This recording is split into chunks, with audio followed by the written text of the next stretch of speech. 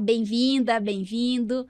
Este é o ASP Talks, o podcast da ASP. Eu sou Clarice Frechiani Lara Leite e tenho a alegria de participar da condução do debate de hoje sobre recuperação judicial com dois grandes especialistas no assunto, Ivo Weisberg, professor de livre-docente de Direito Comercial da PUC de São Paulo, advogado, sócio de TWK Advogados. Obrigada, Ivo, pela sua presença.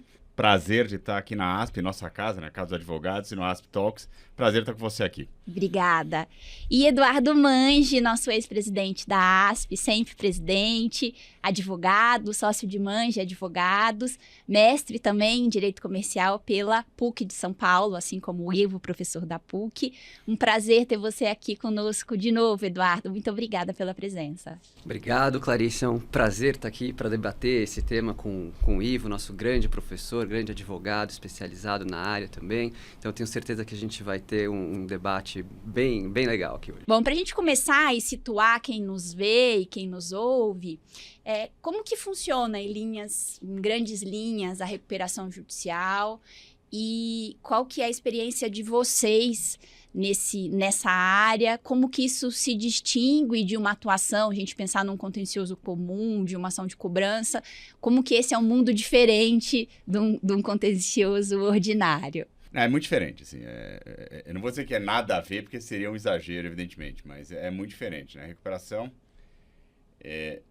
não tem a natureza condenatória de um processo de cobrança, ou a natureza executiva, tá? Ela é assim, dentro de uma regra de um procedimento judicial estabelecido, ela é uma grande negociação que culmina com a aprovação ou reprovação de um plano de um novo pagamento aos credores, no qual a maioria obriga a minoria nessa votação, sujeita a regras específicas lá no dia da Assembleia. Então, eu acho que a grande diferença da recuperação para todos esses possíveis contenciosos de crédito é que você não tem lá uma discussão jurídica que termina com o juiz dizendo, então, pague.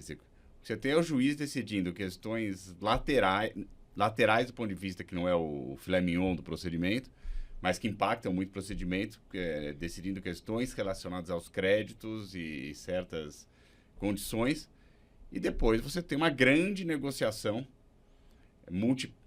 multilateral, né, com muitas partes, que culmina, se tudo corre bem, na maioria dos casos, com a aprovação de um plano de recuperação para que a empresa possa se soerguer e pagar os credores numa condição adaptada àquela condição da situação de crise que ela está vivendo. Mais ou menos isso, né, Dudu?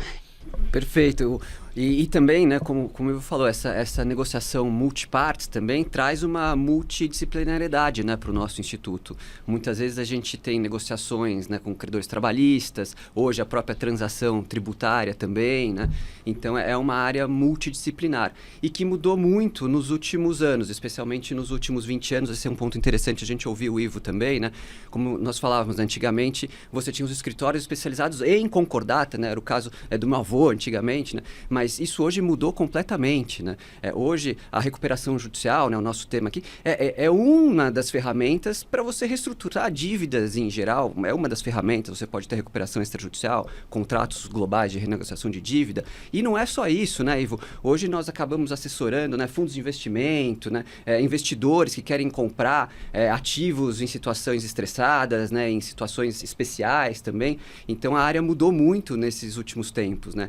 Isso acho que traz uma dinâmica muito diferente para a nossa área, né? O Ivo atua também há muitos anos na área, pode falar também sobre isso, né? Você sempre fala que envelhecer é bom, que a outra opção é ruim. Então é bom estar aí desde o início da lei, até antes da lei eu comecei a trabalhar com essa lei na época do vacatio legis, na época ainda por causa da Varig, depois da VASP, mas acho que esse ponto que o Dudu falou é interessante, porque eu acho que a lei de 2005, mais do que trazer um procedimento, ela trouxe novos profissionais. Em vários... Acho que o primeiro profissional a se adequar à lei nova foi o advogado do devedor. Ninguém conhecia o instrumento, mas, por exemplo, eu vim de um passado de contencioso misturado com fusões e aquisições bancárias. O que me fez ter qualidades para advogar para o devedor em RJ, porque você tem contrato bancário, tem que comprar ou vender transações para resolver o problema da empresa, e o contencioso, porque você tem um juiz. Então, o advogado teve essa mudança de chave, né? Eu sempre digo que a a minha geração, que é uma geração acima do Dudu, ainda foi gente que veio ou trabalhava na área e se adaptou. O caso do Dr. Renato, o Dr. Renato Mange, o Dr. Thomas, o Felsberg. Outros da área antiga da atuação de concordata não se adaptaram e deixaram o mercado, porque não entenderam que não era mais só um processo judicial. Agora era uma grande questão praticamente de mercadológica, né? Direito comercial puro mesmo, desde mercado financeiro até transações comerciais. Teve a minha geração de gente que tinha outras, vamos dizer assim, competências em outras áreas do direito e do mercado, que se adaptou bem.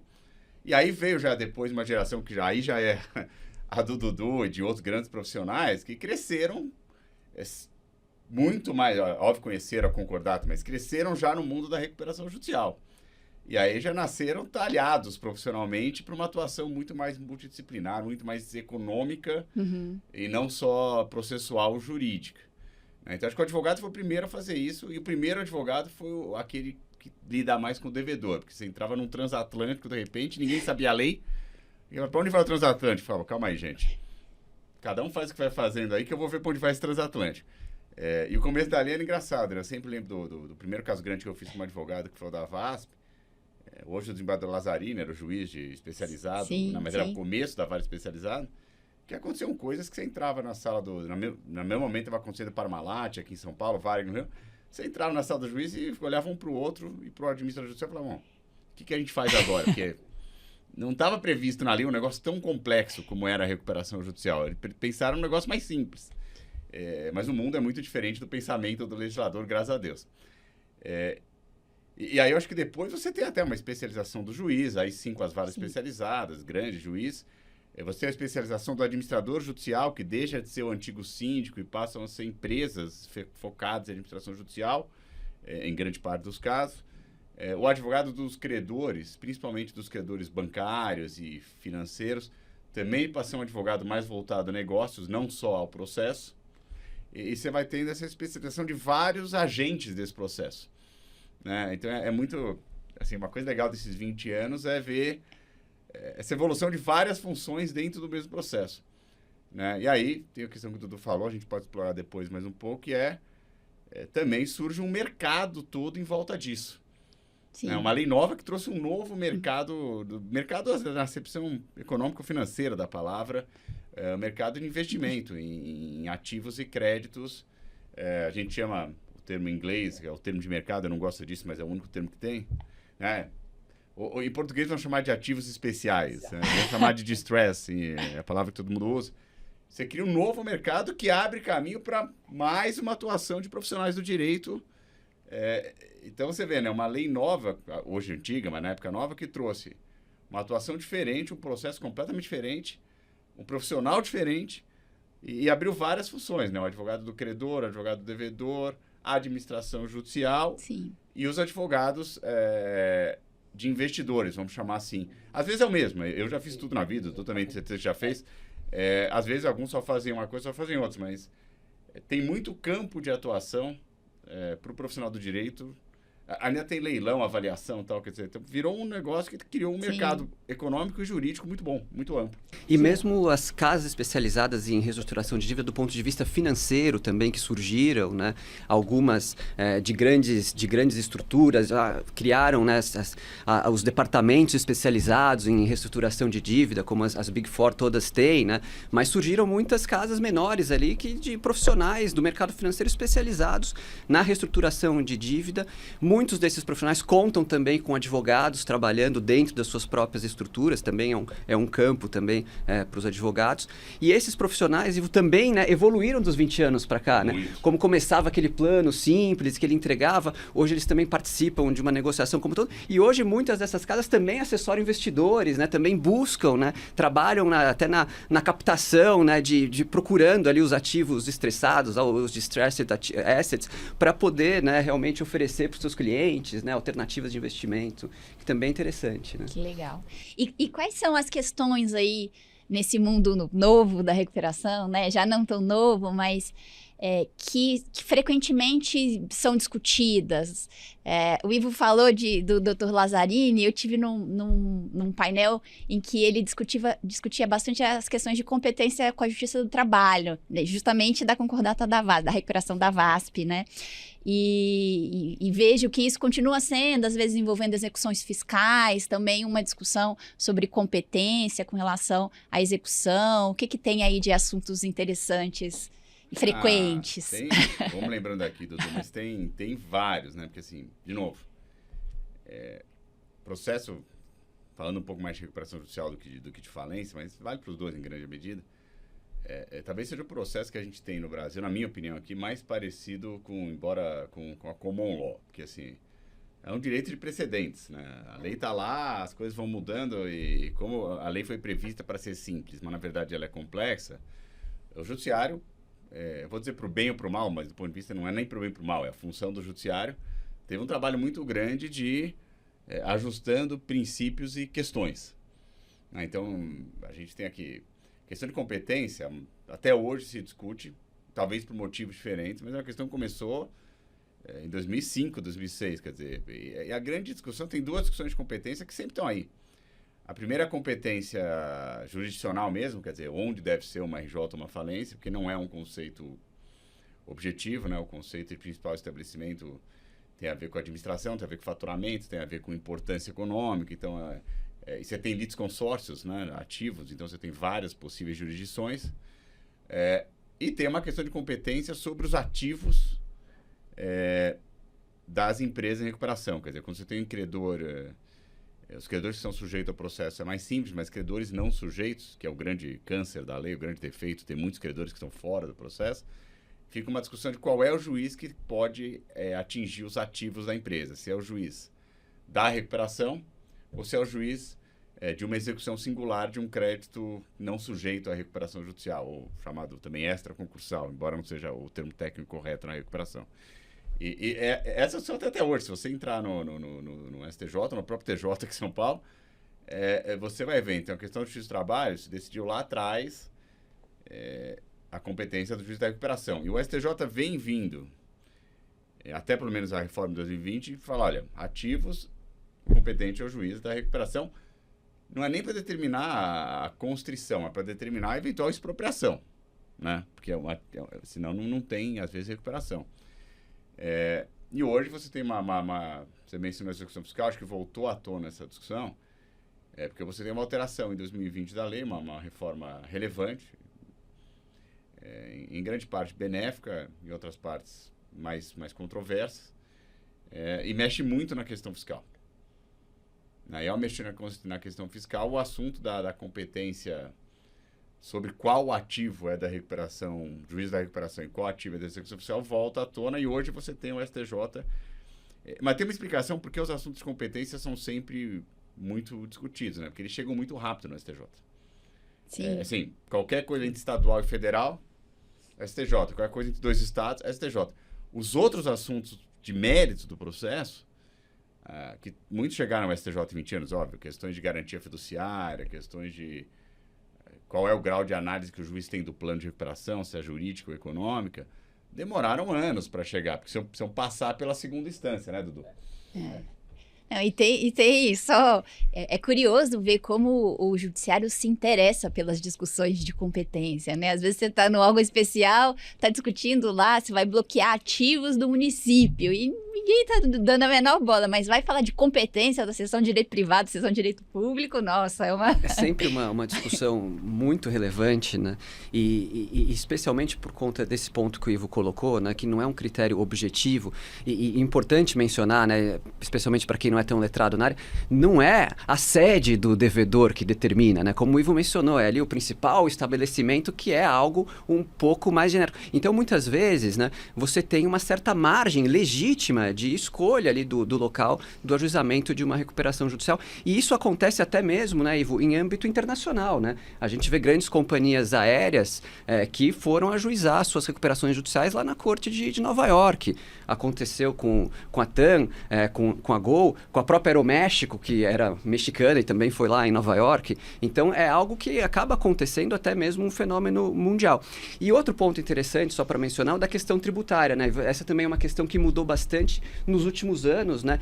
Recentemente, ainda depois da lei de 2020, da 14.112, que nós trabalhamos bastante, né? O Ivo representando o IASP, aqui pela ASP, né? E mudou bastante a questão tributária, oferecendo novas ferramentas, né? Como a transação tributária, né? Os parcelamentos, e a partir daí a jurisprudência começa a mudar aquela interpretação do artigo 57, que você não precisava apresentar a CNDs, mas para que você tenha, pelo menos, que demonstrar que você aderiu aos programas, né, de transação fiscal ou de parcelamento fiscal e que você não é um devedor contumaz e você, então, faz jus à sua reestruturação. Então, esse é um outro ponto importante de uma mudança recente, né? E aí, nesse assunto é bom notar que, efetivamente, né, quando a gente estava lá discutindo a lei, a reforma da lei, todas as instituições, a ASP, IASP, OAB e tal, tinha muito medo todo mundo por que o Fisco Federal, principalmente, vai fazer, porque ele para entender a discussão, Clarice, no começo da lei falava, olha, para homologar o plano precisa ter CND, ninguém tinha. Aí o judiciário falou, não tem como ter CND, não deu errado isso, né? Então não precisa da CND, também não, porque o crédito está fora, se você não tem um parcelamento especial para oferecer para uma empresa de recuperação, que ali falava em parcelamento especial, então não pode exigir dela, vai homologar. Aí, depois de muitos anos, o Fisco acordou para isso, começou a impugnar tudo. E na reforma da lei, na qual a Procuradoria da Fazenda Nacional foi muito atuante, com bastante compreensível, né? Se criou um novo sistema que tudo bem, eu faço uma lei especial efetivamente, aí vai se discutir se a lei que ela fez é ou não efetivamente especial, mas em tese era isso. Dou uma transação fiscal melhor para uma empresa de recuperação, mais aproveitamento de prejuízo fiscal, mais parcelamento, mais desconto e tal. Mas, em contrapartida, agora você pede a CND. Né? E é isso que, assim, o Tribunal de São Paulo, por exemplo, agora já, na maioria dos casos, pede a CND ou, ao menos, a sua adesão a alguma transação fiscal. Mas é engraçado, quando parecia que isso ia ser uma coisa ruim, né? No começo, falou, mas antigamente não precisava CND, agora talvez vai precisar. A verdade é que as transações estão saindo de forma, em grande parte, coerentes. Muitas empresas estão conseguindo resolver, inclusive, a sua questão fiscal por via de uma negociação razoável de transação com as procuradorias. Agora os estados estão começando a fazer suas leis, né? Então você vê, né? É muito difícil prever o efeito de uma legislação. Lei, nesse caso, parecia, não sei o quê, tinha advogados que falavam assim, nossa, agora vai acabar. E não, você está aí fazendo um monte de transação razoáveis com a PGFN, no caso, a federal, que é aqui, que já tem lei. E tem sido até um ativo para as empresas de recuperação essa possibilidade. E não necessariamente uma coisa ruim, como se muita gente pensava quando a lei foi reformada. Engraçado. Pois é. E isso acabou, né, Ivo, com uma discrepância muito grande, porque muitas vezes você conseguia reestruturar o seu passivo privado e a empresa saía da recuperação judicial com um tamanho muito menor do que o que ela entrou. E ela saía com o seu passivo privado do tamanho condizente à atual situação dela. E o passivo tributário continuava quilométrico, ou seja, totalmente impossível dela fazer frente àquele passivo, né? Então, hoje isso mudou. Você consegue também negociar esse passivo tributário ao novo tamanho da empresa. Isso é muito positivo nesse aspecto, né? E tem funcionado. Que legal. E a questão de honorários, que interessa aqui bastante às nossas ouvintes e aos nossos ouvintes? Porque eu vejo bastante discussão, tanto com relação a estarem ou não honorários sujeitos à recuperação, né, serem extraconcursais ou não, como a própria incidência, a gente estava conversando aqui antes sobre a própria incidência de honorários de sucumbência nas impugnações, né, nas discussões que a gente tem no curso da recuperação. Como que está essa situação? Bom, é importante primeiro a gente, né, fazer aquele corte, né, da data da recuperação judicial, né? O que está sujeito à recuperação judicial é tudo que está para trás, né? Então, tudo que está antes da data do ajuizamento da recuperação judicial. E aí você tem essas discussões de honorários, né? Honorários era anterior, se era anterior vai estar sujeito aos efeitos da recuperação judicial, né? Com aquele limite hoje equiparado ao trabalhista, você pode até se prever no plano limitar os 150 salários mínimos, né? Então essa é uma questão bastante interessante. E quando você fala anterior, desculpa, Eduardo, é com relação ao vencimento, não à contratação. É a Constituição, né?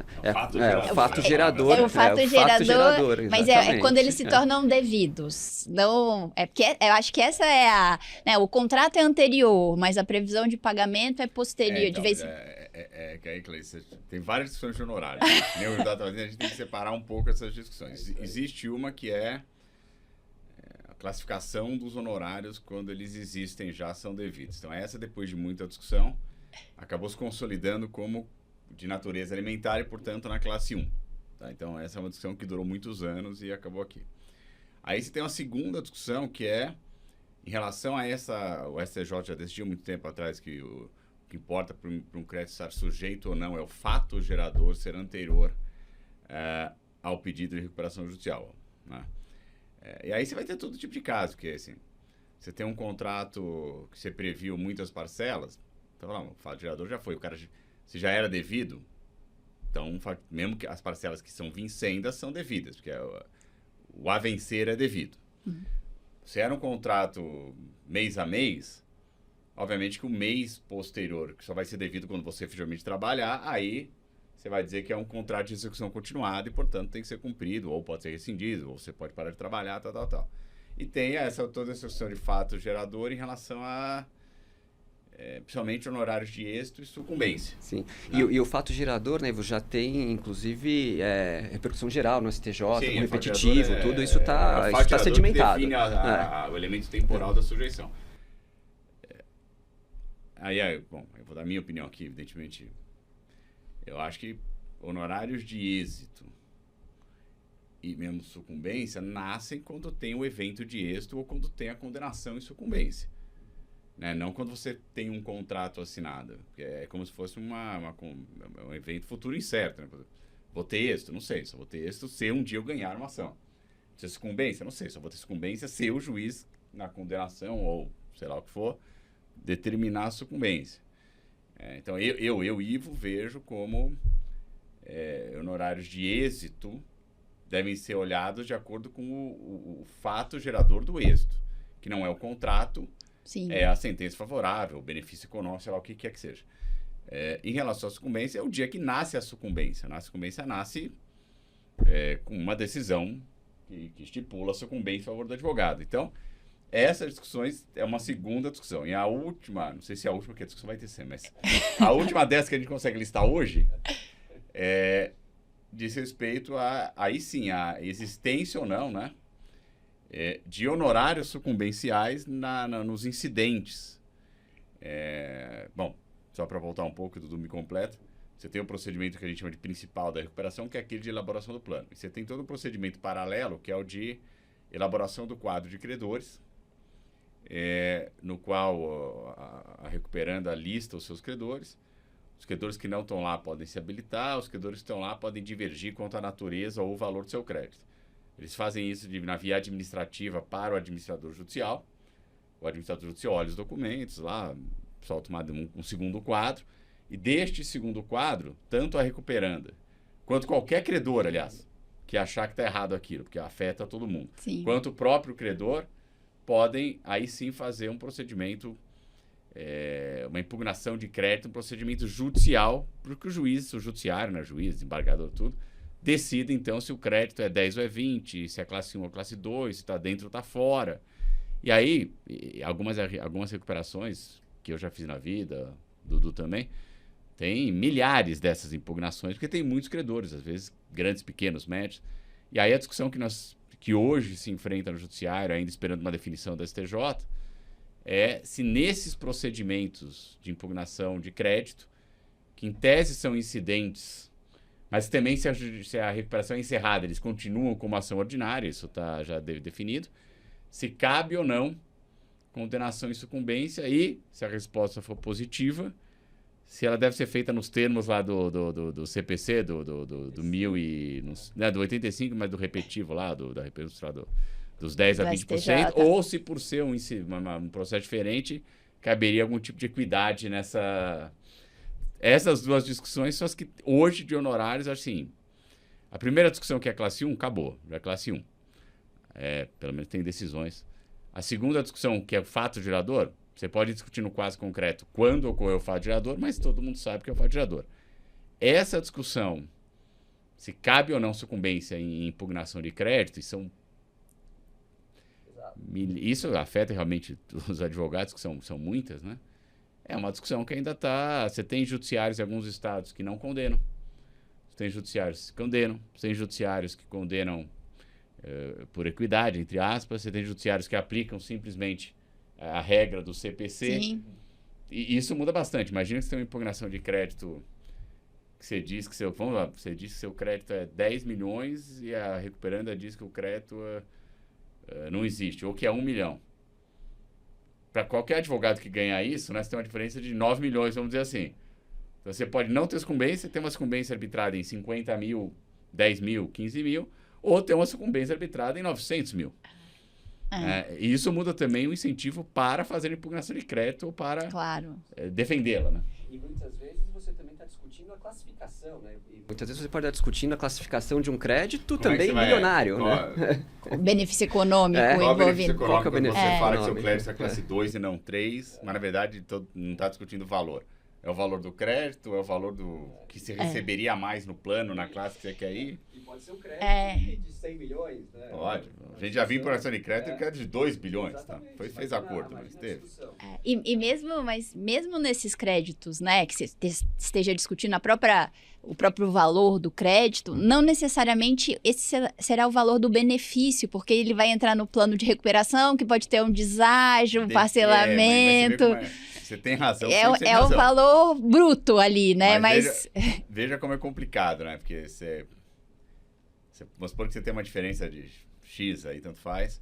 Você vai discutir. Aí você pode ter várias teorias depois qual é o benefício econômico. É simplesmente o valor do crédito. Eu falei que era 1, você falou que era 10. Então, quem ganhar tem direito sobre 9. Pode ser o efetivo pagamento se o plano for aprovado. Então, na verdade, o 10 virou 2, então 1 viraria 0, não sei quanto. O delta é sobre o desagiado. Você tem a questão do deságio implícito, né? O plano paga em 20 anos. Sim. Né? Baixa, então tem o deságio implícito. Você tem uma questão de deságio implícito. Você pode estar discutindo se está dentro ou está fora. Então, aí também, você não está discutindo crédito, então você está discutindo...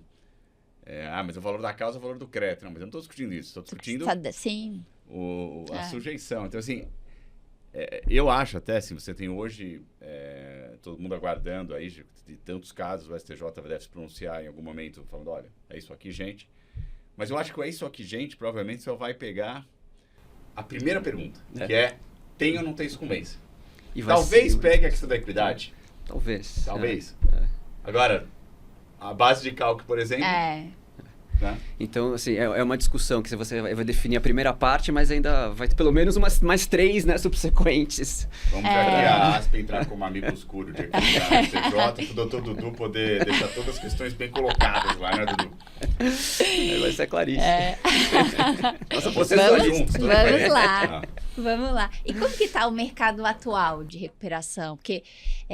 existe certamente uma relação direta entre cenário econômico e mercado, né? Mas eu não sei o quão imediata essa relação é, apesar de direta ou não. Como que está atualmente, como isso funciona? Isso a gente percebe, né? Um delay, né? Então, muitas vezes, assim, em 2024, a gente entra com algumas recuperações judiciais que o reflexo ainda é da pandemia.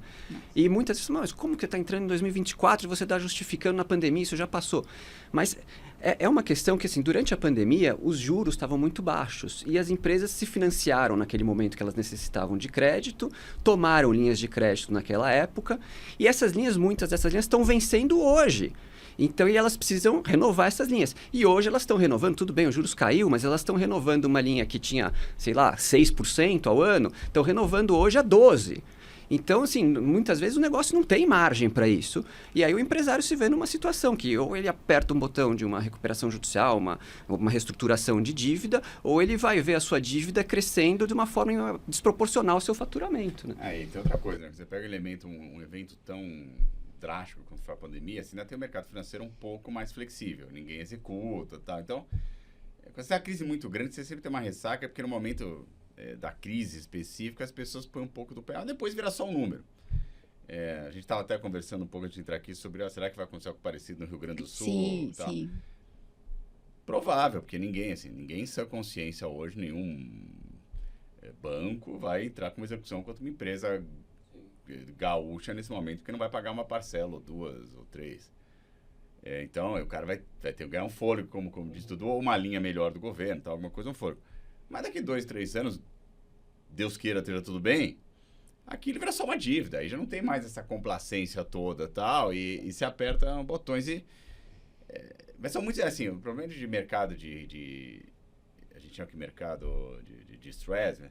É que são muitos elementos, né? Assim, tem essa questão de um negócio tão profundo quanto foi a pandemia, ou uma catástrofe natural, ou sei lá, se voltasse anos atrás, em 2008 lá, o Lehman Brothers quebra e derrete tudo, inclusive parte do mercado brasileiro e tal.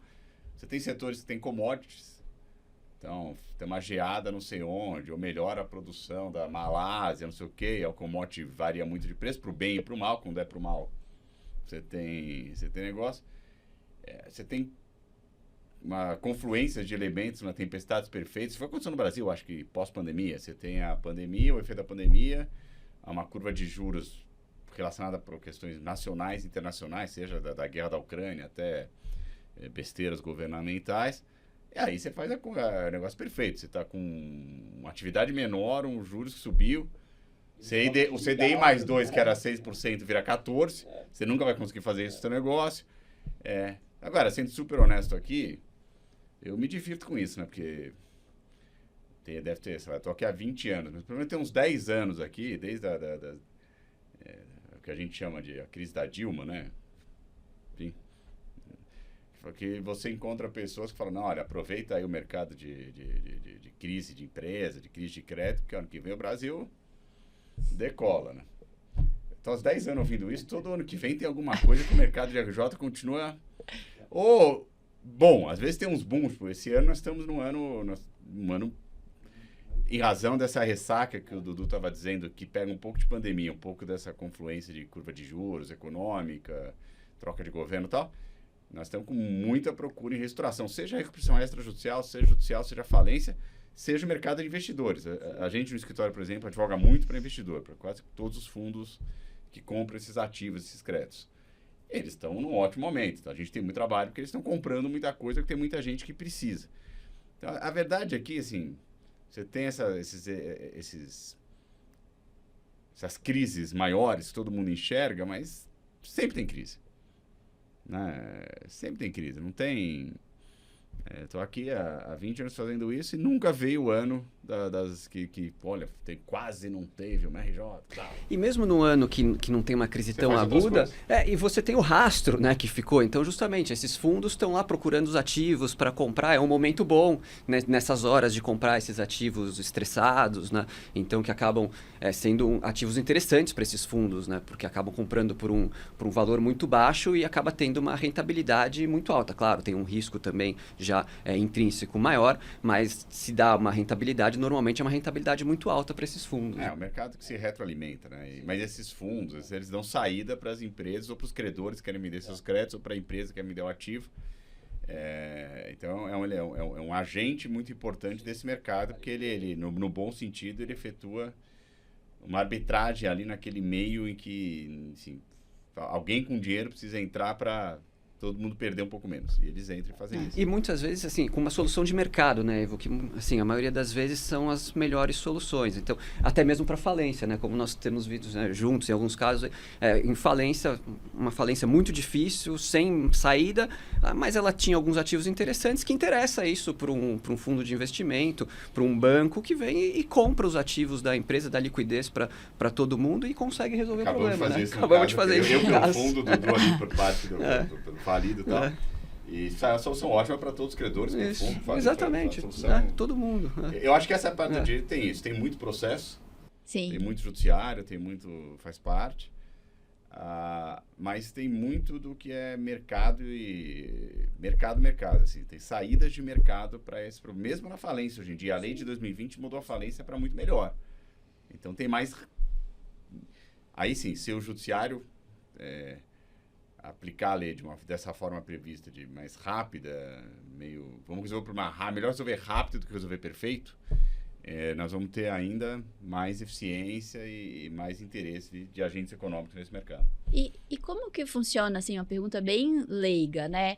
Em termos de incentivo para uma atuação empresarial responsável, né? Qual que é o risco de uma recuperação, de pedir uma recuperação?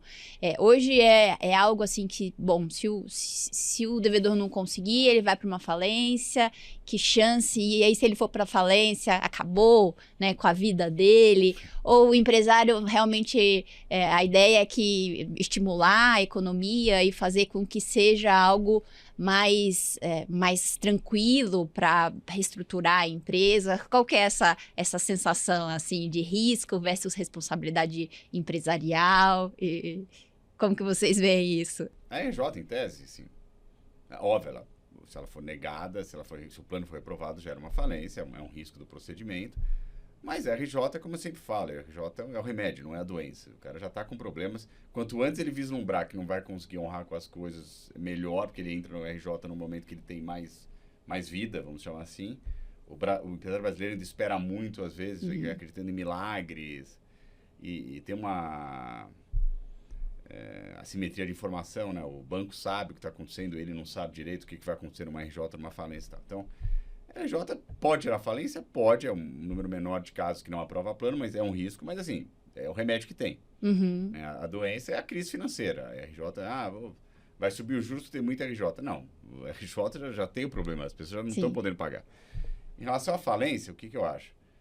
O Brasil é um país culturalmente arredio à falência.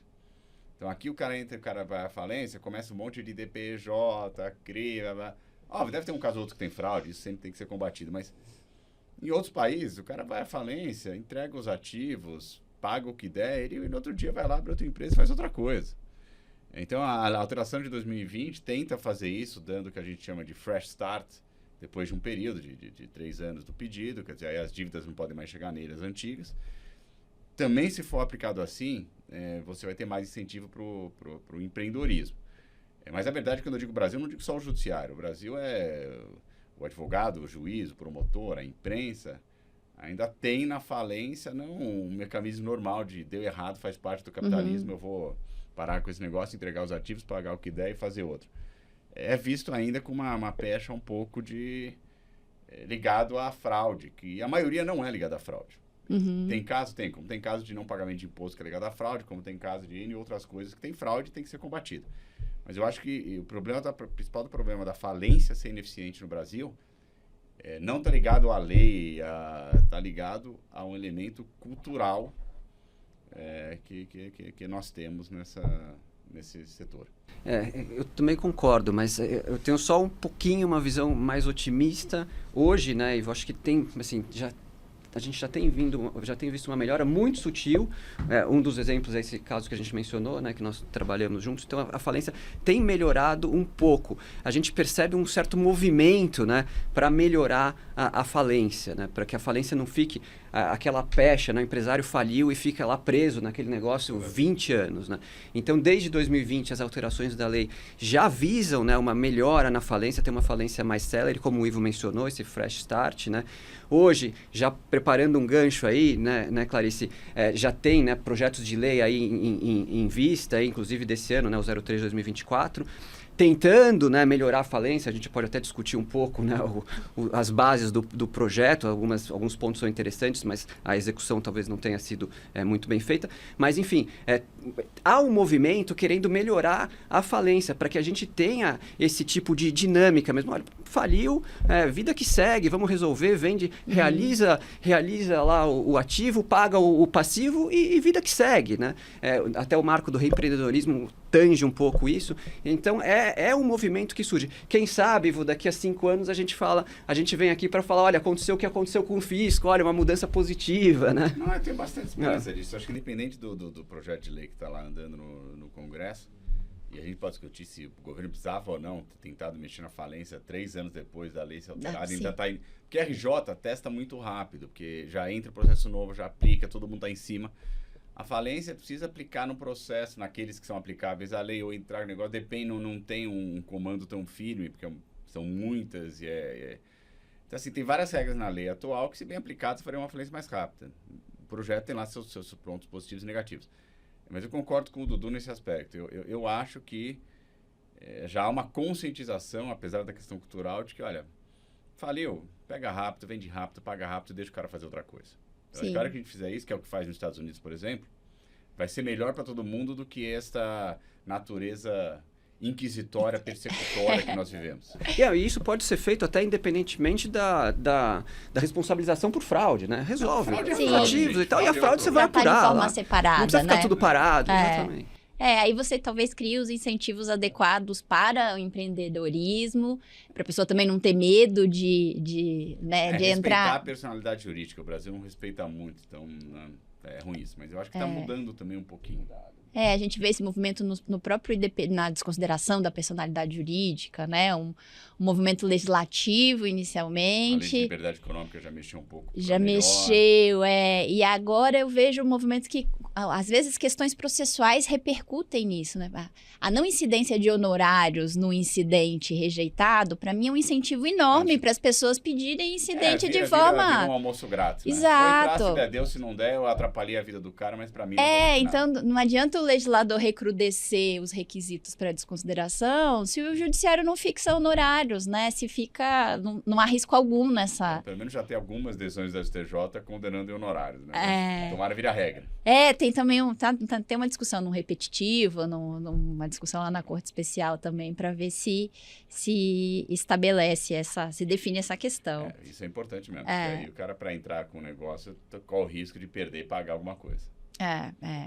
E a questão, para a gente, né, finalizar aqui, a questão da lei nova, do projeto de lei, né? Quais são os pontos? Vocês falaram de falência, tem mais alguma discussão com relação à recuperação que está sendo discutida no projeto de lei? Há uma perspectiva de aprovação, ele já foi aprovado na Câmara, né? Está aguardando o Senado. Qual que é a perspectiva desse projeto? Não, em termos de andar no Senado, eu não tenho a menor ideia.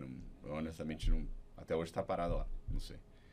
Eu acho que esse projeto nasceu de uma ideia do governo de tentar tornar mais privada a falência com um gestor nomeado pelo credor em vez do administrador nomeado pelo juiz. Aí o governo cometeu, na minha opinião, um grande equívoco de urgência constitucional e aí, enfim, não discutir com a sociedade o projeto. A existência desse gestor fiduciário tem quem goste e quem não gosta. Quer dizer, por um lado, beleza, os credores que nomeiam, então vai ser mais rápido. Por outro lado, calma aí. Mas quem nomeia, será que ele não vai beneficiar a pessoa que nomeia, dado que são credores diferentes? Então, tem experiências em outros países e tal. E o projeto que foi aprovado acabou indo além um pouco disso, mexeu bastante na figura do administrador, limitou os honorários, que também é uma certa... Isso na recuperação também ou só falência? Não, a parte de honorários eu acredito que ele tenha limitado para todos, pelo que eu entendi, né, Dudu? Porque também tem casos, que também, alguns casos de honorários muito grandes, então isso repercutiu. Fez também a limitação de número de casos para administradores judiciais, que a gente pode dizer também se está certo ou errado, se o número está certo, o número está errado, mas é o que está lá.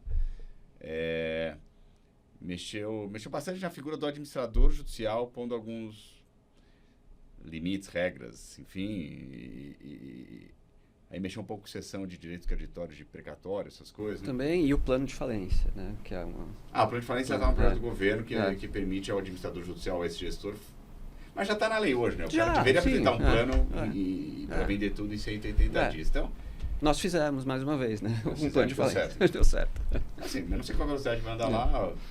Projeto, você vai achar em cada assunto desse projeto torcidas que pensam um pouco diferente sobre os elementos. Mas, enfim, o Congresso, é o poder legislativo como ele é. Eu já passei por isso na negociação da outra reforma. tive alguma participação nessa. É democracia, gente. Começa um projeto de lei, as pessoas vão pondo seus pontos, os deputados, os senadores vão pondo seus pontos. Nem o governo que manda domina o projeto, Sim. nem eventualmente um professor que escreveu domina o projeto. A democracia é entrar no Congresso e sair do jeito que sai. Pode mudar tudo no Senado ou não sei, não faço a menor ideia também.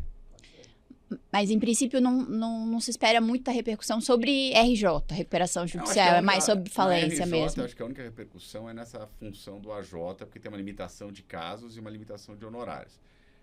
No resto, eu acho que mais voltado para a área falimentar do projeto, nas outras questões que ele... O projeto não é tão pequeno também, não é tamanho da reforma de 2020, longe disso, mas também não é 2 artigos. Né? Uhum. Fala de DPJ... na minha opinião, até fala corretamente sobre competência DPJ centralizada ali na falência e tal. Então, eu acho que tem a repercussão maior na falência, com certeza, e mais lateral na RJ. Acho que o projeto tem, né, pontos interessantes, ideias interessantes, né? Essa de você atribuir aos credores na falência, né, uma maior influência no processo, né? A ideia do plano de falência, né, que já é possível fazer, mas agora ele está mais estruturado, também é interessante. Mas claro que o projeto tem muitos pontos que podem ser criticados. Um deles é essa que pesou muito a mão nos administradores judiciais, né? Claro que tinha algumas distorções, né? Como eu mencionou, alguns honorários exorbitantes em alguns casos, mas o projeto pesou bem a mão na questão dos administradores judiciais, que isso é o que o Ivo falou, vai ser equilibrado agora no Senado, é um projeto legislativo, vamos ver o que vai acontecer. Eu também não sei hoje, tá parado no Senado, a gente não tem previsão, pode ser que semana que vem comece a andar, pode ser que fique alguns anos lá e nunca mais aconteça nada. Como qualquer lei no Congresso. Exatamente. Uma específica dessa. Que legal. Bom, para a gente encerrar, se vocês tiverem alguma palavra final aqui para os nossos ouvintes, algum recado sobre esse panorama de recuperação, como é trabalhar com isso, advogados que não conhecem. Eu acho que nós dois somos suspeitos para falar disso. Eu acho uma ótima área do direito, eu acho uma área que tem muito campo de trabalho, é muito interessante, obviamente que como tem vários papéis, pode ser mais ou menos interessante de acordo com o que você é naquele tabuleiro, mas é uma área muito, assim, muito legal, muito interdisciplinar, campo de trabalho grande. Eu acho que é muito legal, especialmente para quem está começando, né? O advogado, eu costumo até dizer para o pessoal lá do escritório mais novo, né? O advogado que tem formação nessa área, né, Ivo, consegue atuar praticamente em qualquer área, né? Ele vai, por conta dessa interdisciplinaridade, ele vai ter um contato com diversas áreas, então é uma área boa para começar, que ele vai ter realmente uma formação muito boa, né? Pode atuar, vai ter um campo de atuação muito grande. E no mais, eu gostaria só de agradecer aqui a participação do Ivo, aqui, do meu amigo, no ASP Talks aqui, e agradecer a você, Clarice, pelo convite. Eu que agradeço em nome da ASP. Também aos dois. Obrigada, Ivo, Eduardo, foi um prazer, aprendi muito sobre recuperação judicial e espero que quem nos ouve, quem nos assiste também tenha aprendido e que continue debatendo esses temas que sempre enriquecem a atividade da advocacia. Obrigada.